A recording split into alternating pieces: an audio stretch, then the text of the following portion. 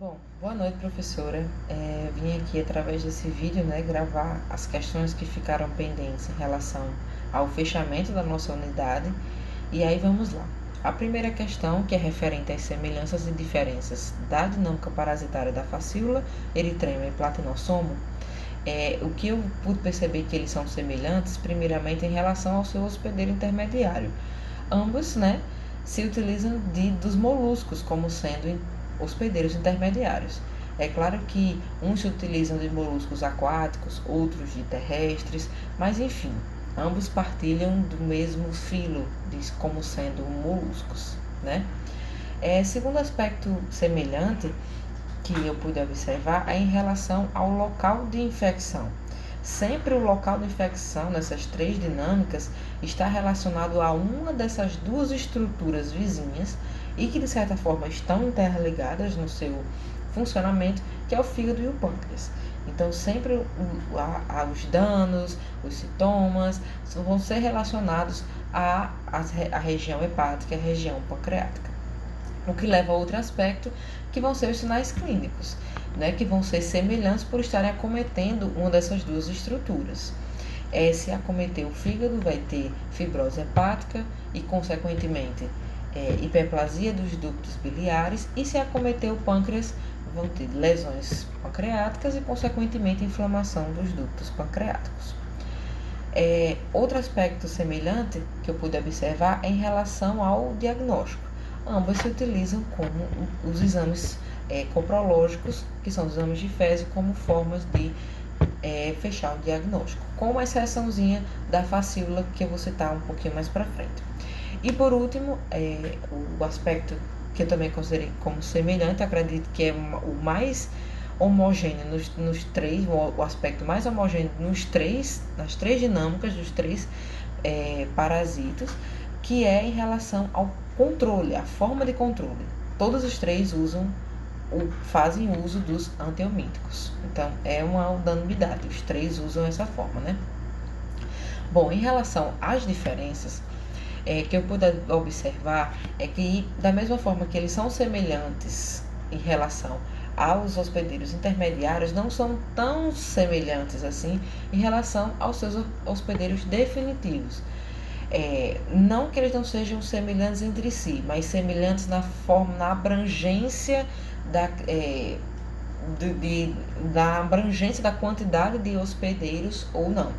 Por exemplo, a facíola hepática, eu diria que ela é a mais abrangente, como se fosse um parasito eurixeno, que é pouco específico.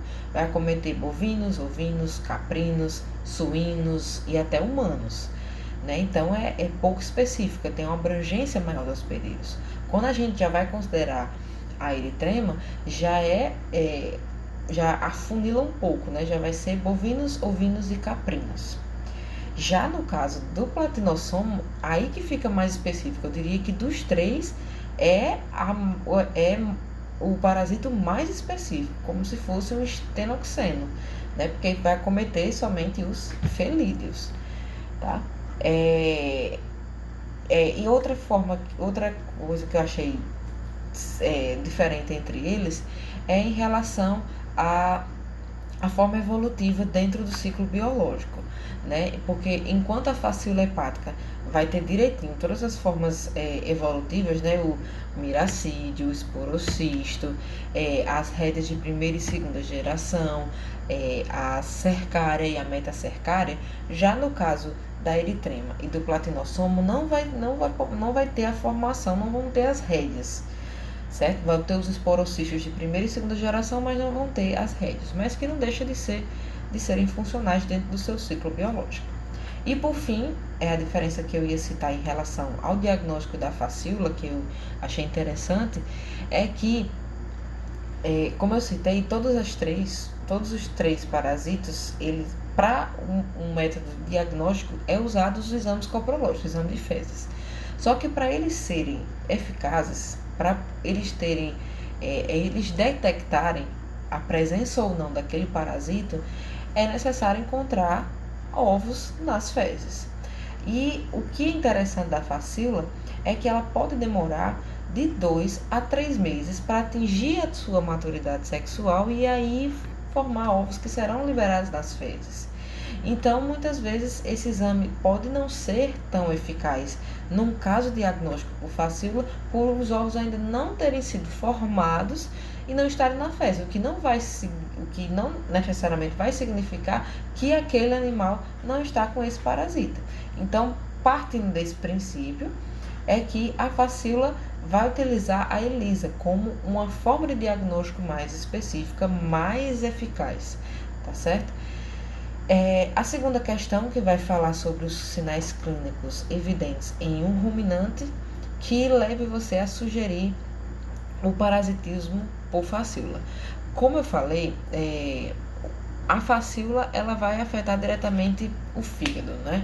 Então vai causar o que? Fibrose hepática e consequentemente hiperplasia dos canais biliares, ali tudo próximo ao fígado, o que vai ocorrer, o que vai ocasionar o que? Perda de peso, vai afetar na qualidade do leite, na fertilidade daquele animal, ou seja, prejuízos econômicos para esse produtor que está lidando com isso. E além disso, né, perda de peso, diminuição da fertilidade, queda da produção, da qualidade do leite, enfim, além disso também pode apresentar a formação de um edema submandibular, que até a senhora mostrou no slide, um edema bem característico aqui no bovino, no ruminante, como um sinal clínico da facíola. A terceira questão, né, que vai falar sobre aquela situação que a senhora fez uma suposição de se através da ingestão de um fígado, de um bife de fígado, que existiria a facíola, se poderia se infectar. Pelo que eu entendi, não, pois dentro do ciclo da facíola, a gente pode entender que a única forma de se infectar é através da forma evolutiva que seja infectante. E a forma evolutiva infectante é a metacercária. Então, ingerindo o fígado mal passado ou não, ali não estaria a presença de uma forma evolutiva infectante, o que não seria, não traria perigo ou risco para se contrair a forma infectante e assim contrair uma facíola, tá bom?